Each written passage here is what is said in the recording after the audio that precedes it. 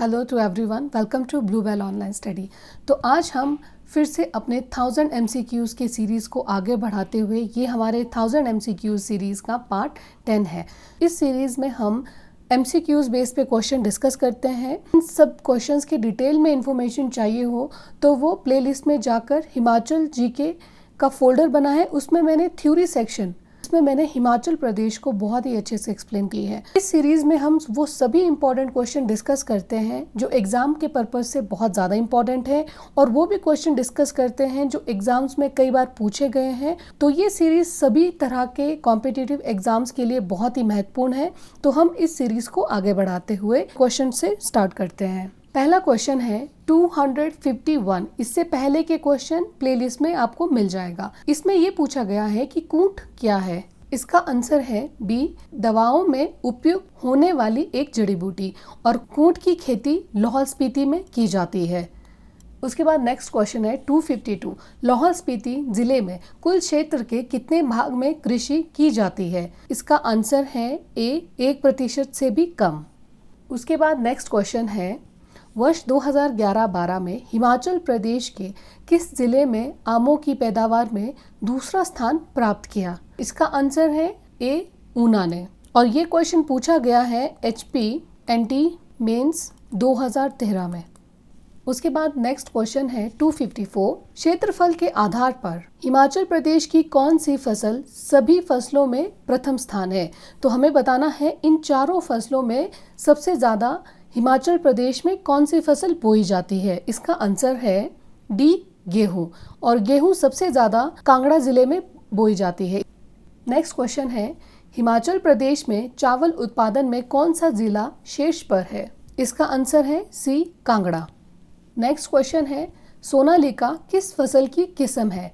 इसका आंसर है गेहूं, और इसके अलावा गेहूं को AS 304 K042 माही इस नाम से भी जाना जाता है। ये भी गेहूं की एक फसल का नाम है। उसी तरह नरेंद्र वीट 4018 ये भी नाम है, जिसको शॉर्ट में NW 4018 के नाम से जाना जाता है। उसके बाद नीलगिरी, खापली, पूसा किरण, RSP 561, DBW 107, वैसे ही DBW 1110, और इसके अलावा गेहूं की सबसे अच्छी क्वालिटी का नाम है शरबती। नेक्स्ट है हिमाचल प्रदेश के किन जिलों में परंपरागत रूप से चाय उगाई जाती है। इसका आंसर है ए, कांगड़ा व मंडी। उसके बाद नेक्स्ट क्वेश्चन है हिमाचल प्रदेश के कुल भूभाग का कितना प्रतिशत भाग खेती के योग्य है। इसका आंसर है ए, लगभग 10%। तो हिमाचल प्रदेश का क्षेत्रफल है 55,673 वर्ग किलोमीटर, और इसके अकॉर्डिंग 9.79 लाख हेक्टेयर भूमि में 9.14 लाख किसान खेती करते हैं, और राज्य में कृषि भूमि केवल 10.4% है। उसके बाद नेक्स्ट क्वेश्चन है 259। मर्शेला एस्कुलेटा को हिमाचल प्रदेश में आमतौर पर क्या कहा जाता है। तो ये किसका नाम है। मर्शेला एस्कुलेटा, तो ये गुच्छी का नाम है। नेक्स्ट है 1951 ईस्वी में हिमाचल प्रदेश की जनसंख्या का कितना प्रतिशत प्रत्यक्ष रूप से रोजगार के लिए कृषि पर निर्भर था। तो ये डिटेल पूछी गई है 1951 के टाइम पे कि हिमाचल प्रदेश में कितने % लोग कृषि पर निर्भर थे। इसका आंसर है 91%। नेक्स्ट क्वेश्चन है चमेरा जल विद्युत परियोजना किस नदी पर स्थित है। इसका आंसर है डी, रावी। चमेरा जल विद्युत परियोजना के बारे में जान लेते हैं। चंबा में चमेरा जल विद्युत परियोजना को इसके 3 पार्ट है, चमेरा 1, चमेरा 2, और 3rd नंबर पे है हिवरा चमेरा 3 परियोजना। तो इनकी डिटेल्स के बारे में जान लेते हैं। ये तीनों स्थित है चंबा जिले में, और ये रावी नदी पर बनाया गया है। चमेरा 1 परियोजना 540 मेगावाट की है, और इसे NHPC द्वारा बनाया गया है 1994 ईस्वी में। और उसके बाद चमेरा 2 परियोजना ये 300 मेगावाट है, और इसे भी NHPC द्वारा 2004 में इसे निर्मित किया गया है। उसके बाद है हिबरा चमेरा 3 परियोजना, ये भी चंबा में ही स्थित है और रावी नदी पर बनाया गया है, और इसकी जो क्षमता है वो है 260 मेगावाट, और इसे भी NHPC द्वारा 2012 में निर्मित किया गया है। उसके बाद नेक्स्ट क्वेश्चन है 262। कोल बांध जल विद्युत परियोजना का निर्माण किया जा रहा है? इसका आंसर है सी, एनटीपीसी द्वारा। तो कोल बांध परियोजना ये 800 मेगावाट की परियोजना है। ये बिलासपुर जिले में सतलुज नदी पर यह परियोजना बनाई गई है।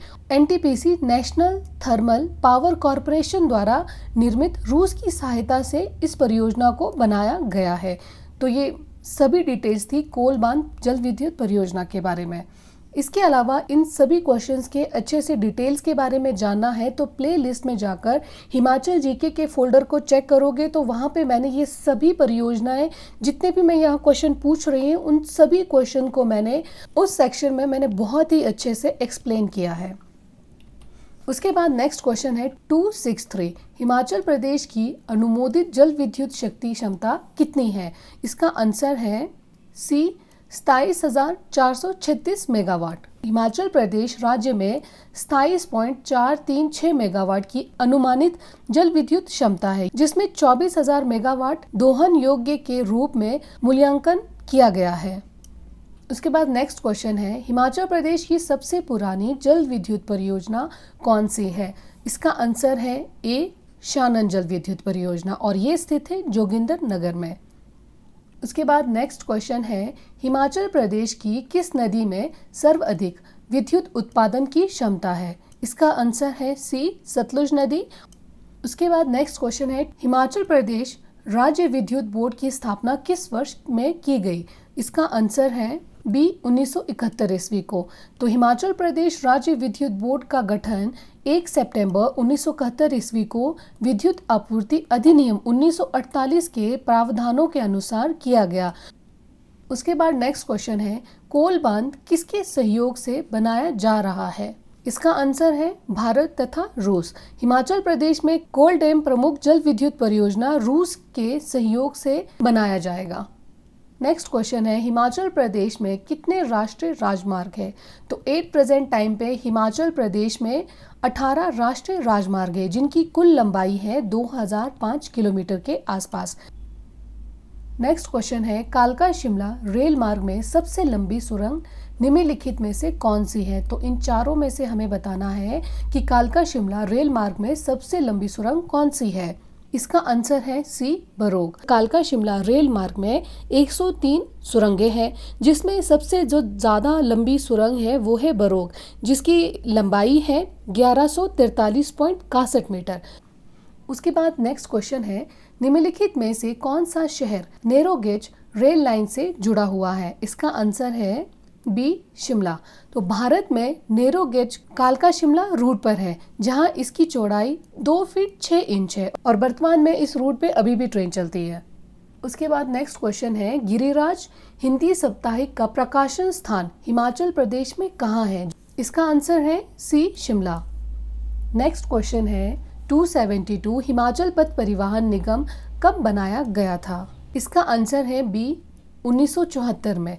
हिमाचल पथ परिवहन निगम की स्थापना संयुक्त रूप से पंजाब सरकार, हिमाचल प्रदेश सरकार तथा रेलवे द्वारा इन तीनों को मिलाकर 1958 में मंडी कुल्लू सड़क परिवहन निगम के रूप में पंजाब और हिमाचल प्रदेश में संचालित करने के लिए की गई थी और निगम का हिमाचल सरकार में विलय कर दिया गया था, जिसके बाद 2 अक्टूबर 1974 ईस्वी को हिमाचल प्रदेश पथ परिवहन निगम की स्थापना की गई थी और उसी दिन उसका नाम भी बदलकर हिमाचल सड़क परिवहन निगम कर दिया गया था।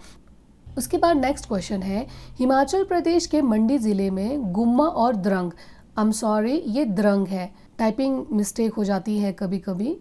गुम्मा और द्रंग नमक की खानों पर किसका नियंत्रण है? इसका आंसर है बी, केंद्र सरकार का। उसके बाद नेक्स्ट क्वेश्चन है हिमाचल प्रदेश सरकार की मुख्यमंत्री बाल उद्धार योजना किस श्रेणी से संबंधित बच्चों तक सीमित है? इसका आंसर है सी, बीपीएल परिवारों के लिए, और ये क्वेश्चन पूछा गया है HAS प्री 2011 में। उसके बाद नेक्स्ट क्वेश्चन है किस जिले में प्रति व्यक्ति बचत सर्वाधिक है? इसका आंसर है डी, हमीरपुर। नेक्स्ट क्वेश्चन है सन 1995 में किस बैंक का हिमाचल प्रदेश राज्य सहकारी बैंक लिमिटेड में विलय हुआ? इसका आंसर है ए, कुल्लू। नेक्स्ट क्वेश्चन है 277 हिमाचल प्रदेश का कौन सा औद्योगिक क्षेत्र राज्य का हरित ऊर्जा प्रयोग करने वाला प्रथम क्षेत्र है? इसका आंसर है बी, टहली वाला। उसके बाद नेक्स्ट क्वेश्चन है, भुट्टी बुनकर सहकारी समिति जिसे बुटीको कहा जाता है, बुटीको शमशी का गठन कब हुआ? इसका आंसर है 1944 ईस्वी को। उसके बाद नेक्स्ट क्वेश्चन है, सेबी की स्थापना किस वर्ष हुई? इसका आंसर है डी, 1992 ईस्वी में। इसकी डिटेल के बारे में जान लेते हैं। तो सेबी की स्थापना वैसे तो 12 अप्रैल 1988 में हुई थी। अधिनियम 1992 के तहत वैधानिक मान्यता इसे 30 जनवरी 1992 को प्राप्त हुई थी। सेबी का मुख्यालय मुंबई में बांद्रा कुर्ला परिसर के व्यावसायिक जिले में है और भी कई जगह इनके ऑफिस हैं, जैसे नई दिल्ली में, कोलकाता, चेन्नई और अहमदाबाद। उत्तरी पूर्वी, दक्षिण व पश्चिमी क्षेत्र में कार्यालय है। माधुरी पुरी बुंज को 3 वर्ष के लिए सेबी का अध्यक्ष चुना गया है और ये सेबी का नेतृत्व करने वाली पहली महिला भी है।